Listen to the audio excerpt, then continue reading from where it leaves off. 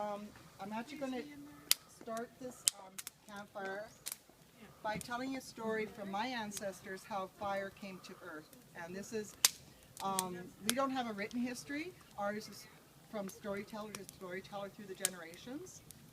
And it was my honor that my grandfather gave me these stories, and then they'll be passed on to my granddaughter, because she's also a storyteller.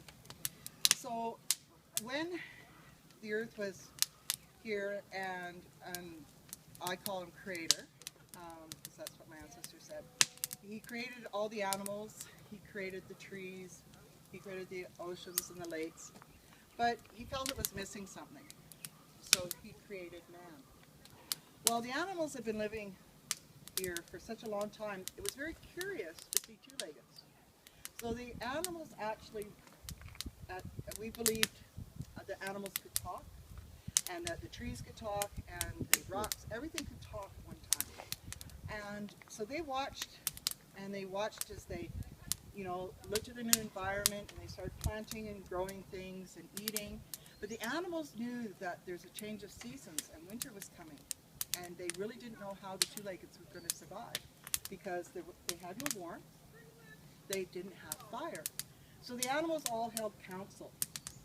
And at this council they decided that they would approach Thunderbird, because Thunderbird controls the thunder and lightning, and that they would ask Thunderbird for a piece of lightning to give to the two-leggeds. Well, Thunderbird is very selfish and said, no, you can't have that, it's mine. So the animals again held council, and they strategized, and they decided. White Raven stood up and said, I can fly the highest and the fastest. Next time there's a big storm, I'm going to go get a piece of fire. So the animals all waited, and they noticed the two-leggeds weren't doing very well at all, that they were really starting to suffer. Big storm comes, and White Raven takes off, and he goes up there, and he captures a piece of the lightning, but it singed him. And that's why, to this day, you very rarely see a white raven. They're all black. And if you look at a raven's feather, it actually has the reds in it from the fire.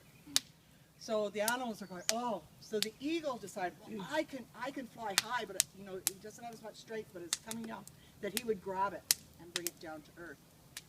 The eagle grabbed it with his talons, but it burnt him so bad he dropped it. And that's why, to this day, the eagle is the only bird that cannot release its talons. And if you look at that, they even land and catch fish like this and go like that, but they cannot go out like other birds. To this day, they can't do that. So as it's coming down, it's getting closer to Earth, the animals are starting to panic, because they really wanted the two-leggeds to work in harmony with them. So the beaver said, wow, I can capture it with my tail. So as he's watching as the lightning piece comes down and hits his tail, and it flattens it. And that's why, to this day, the beaver has fur on its body, but not on its tail. Every other animal has fur completely, but his tail has none. And it has the crisscross pattern of the lightning. So now the lightning's broken into pieces. So the little chipmunk said, we're really fast and we can scurry. We'll take it on our back and we'll give it to the two-leggeds. But it singed the chipmunk so bad. To this day, if you look at a chipmunk, he has the lightning bolts on either side of his back. He carries that. And as the piece fell, it was a snake that said, I can live in really hot places and really cold places. So the snake took that piece of amber and he took it to the fire pile, which created fire.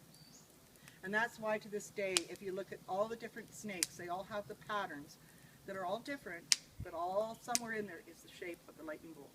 Whether it be crisscross as a diamond or as a little zigzag, but all snakes carry that. And that is our belief as how fire came to be in this fire pit.